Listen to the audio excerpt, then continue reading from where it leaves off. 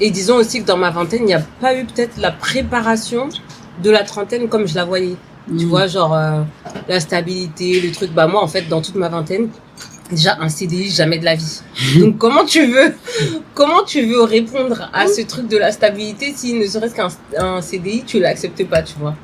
Donc disons que déjà, je pensais pas tellement à la trentaine. Et la perception que j'avais de la trentaine, en fait, pour moi, ça allait venir, quoi, c'est tout. Tu vois, c'était pas genre, je le prépare et puis voilà. Et du coup, je suis arrivée à la trentaine et justement, c'est là où, en fait, je suis sortie de ce dans quoi j'étais. L'entrepreneuriat, même les voyages. Bon, j'ai un petit peu voyagé, mais en France, quoi. Avant, j'allais à l'étranger, du jour au lendemain, je me levais, je pars. Ou même le matin, je me dis, j'ai envie de partir, l'après-midi, ça y est, je suis partie. Mais là, en fait, tout ça, à la trentaine, avec l'entrepreneuriat et tout, bah, en fait, c'est stop. Ça a été un revirement total.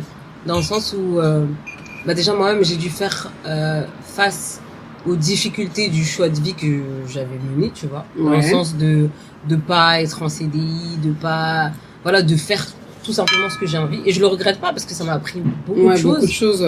Mais maintenant, en fait, je me rends compte que, bah, je rentre dans la trentaine. Tout ce que j'ai fait dans ma vingtaine, c'est pas forcément ce à quoi j'aspire pour moi plus tard. Maintenant. Je vais rechercher plus de stabilité, mais je vais aussi rechercher plus de sagesse finalement dans ma trentaine. Et du coup, bah, ça fait que la voie, elle est pas toute tracée. En fait, j'arrive dans ma trentaine où, ah ouais, qu'est-ce qu'il faut que je fasse maintenant, du coup? Parce que comme là, si j'ai envie d'aller recommencer tout. Exactement. Parce que là, j'ai envie d'aller vers plus de sagesse, plus de stabilité, plus d'alignement personnel, en fait. C'est surtout ça.